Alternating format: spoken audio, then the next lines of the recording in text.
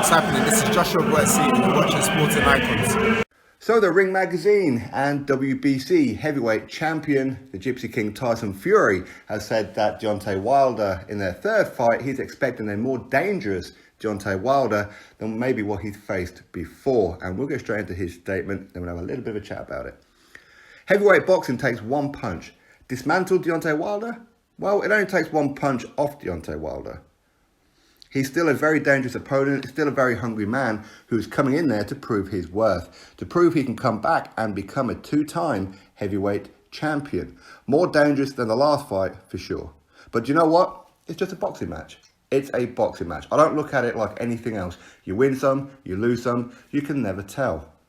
I'm looking forward to the challenge of rematching him, whenever that may be. I'll get over there nice and early, 8 to 10 weeks beforehand, pull in a good, grueling camp. Hopefully I'll be injury-free and we'll go out there and dance beneath the stars in front of the world after the pandemic. God willing, everything goes to plan and we both get out of the ring safely and go back to our families in one piece, and the show continues to the next one, whenever that may be. I love to get out there and do what I do best, boxing, but it's out of my hands. It's out of everybody's hands, apart from the people who are running the world, and unfortunately, I'm not one of those. And I'm glad, because it's a job that's difficult, much more difficult than taking punches in the face for money. As far as the press conferences are concerned, yeah, we'll see more Batman, more fun, more games during the next press conferences. Always different with me. I don't think anyone has ever come out to Patsy Cline before, ever in a world heavyweight title fight dressed as a king. I don't think that will ever be done again, for sure. It just keeps going. The Tyson Fury train keeps on rolling, nice and strong, and who's going to stop it? Nobody. There you go. So, a couple of points that he's made there. Yeah, nobody's ever come out to Patsy Cline before. I know that song Crazy like the back of my hand. My mum and dad used to play that when I was a kid on, over Sunday dinner and all that kind of stuff. So, I know where he gets it from his parents, like I did with mine, plus many other songs. So, yeah, a Patsy Cline. I don't think anybody really expected any professional boxer in a heavyweight world title fight to be playing that particular song. Now, the press conferences, he's going to have an absolute field day with Deontay Wilder when they have their press conferences. So don't be surprised if Wilder tries to worm his way out of the press conferences like he did last time. He didn't want to do press conferences. Even Tyson Fury said he don't want to be doing press conferences. He don't want to face me, blah, blah, blah. And at the end, the public and everybody talking about it forced Deontay Wilder to do a press conference.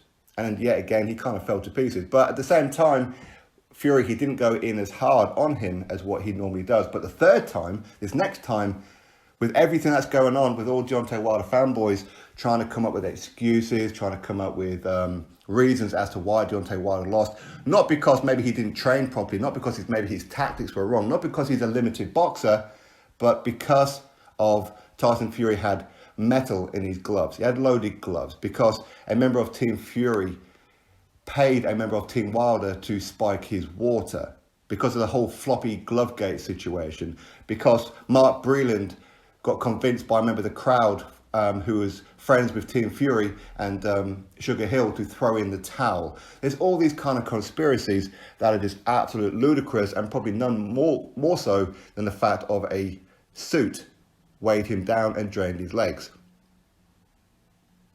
So Fury, I fully expect him to use this to his full capacity. If he doesn't, I'll be very disappointed. I mean, as far as the third fight goes, do I really want to see it again? Not really, because I know who the better man is. And I know it's Tyson Fury. Not by a little bit, but by a hellacious amount. So the press conference is going to be more interesting if Fury's on form. He's going to come out with things that's going to rattle Deontay Wilder beyond belief. Beyond belief. Now, as far as the other things that he said, I mean, yes, it is just a boxing match, of course. We can say whatever we want to say. And he is correct that with Deontay Wilder, it just takes that one punch, lights out, and you're done. So, of course, he is going to be dangerous. But again, let's be realistic about it. Of course Deontay Wilder's going to be more dangerous in the third fight. Of course he is. He couldn't do much worse than what happened in the rematch in February. He couldn't do much worse. He got bounced around like a bouncy ball up and down off that canvas for the whole world to see. And he had quit in his eyes from round 3.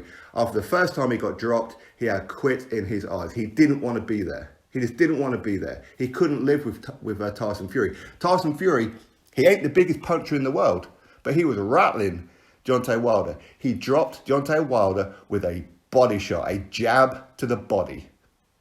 So that will tell you that Wilder just wasn't prepared for it. Wilder fell to pieces mentally and physically in that ring. So of course, in the third fight, Wilder's going to be a little bit better. He can't do any worse other than going out there and getting punched out within the first round. Other than that, you can't do any worse. He got beat up badly. So of course he's going to be more dangerous. But Wilder, he's always going to be dangerous. But again, a lot of it will be dependent on his psychology going into it. Which is why I'm saying that Fury, I mean, he's talking about coming out as Batman and all these kind of shenanigans again. I think Wilder's going to fall to pieces. I can see Wilder snapping. And I don't know, maybe start sitting on the stage crying or punching himself in the face, doing something, because he ain't going to be able to live with Tyson Fury if Tyson Fury really goes for the jugular. But again, let's not forget where Fury, he's saying that he can't wait to get over there and start an 8 to 10 week grueling camp.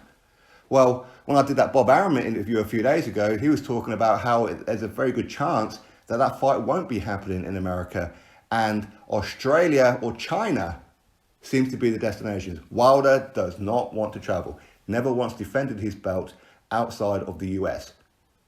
But yet we'll call the likes of Anthony Joshua a UK champion because he never travelled. I mean, talk about being two-faced. So when he went over there to have that face-to-face and officially announce his first fight with Tyson Fury in Belfast, Wilder looked scared. He looked like a deer in the headlights.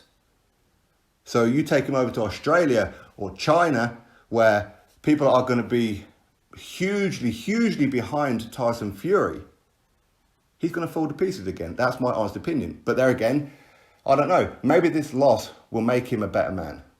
Maybe. We don't know. Maybe he's going to go out there, put on an absolute boxing masterclass, bounce Tyson Fury up and down off the canvas and then stop him. Maybe Tyson Fury's team's going to throw in the towel. Maybe Fury's going to quit like Wilder did. Who knows? Who knows what's going to happen? It is heavyweight boxing. I mean, it's highly unlikely, right? But hey, you never know. But either way, him being more dangerous, of course he's going to be more dangerous. He couldn't be much less worse, could he? Let's be honest about it. He couldn't do any worse. The first fight, that was his opportunity to defeat Tyson Fury. Even John Fury said that if Fury was ever going to lose, it should have been in that fight because he wasn't ready. John Fury said that any good heavyweight out there would have defeated Tyson Fury on that night in Los Angeles because he was soft to the body, his timing was off, and he looked awful. But yet somehow, Fury looked good because of the opposition, not because Wilder is something special, or he just looked really good. But I think a lot of it was because Wilder is limited. And even Fury said he was surprised how easy Deontay Wilder was, even in the first fight. And then he got sloppy, he got lazy, he got overconfident, got caught. In the rematch, he made sure of it and he put his foot on the gas from the word go, and Wilder was on the back foot all the time.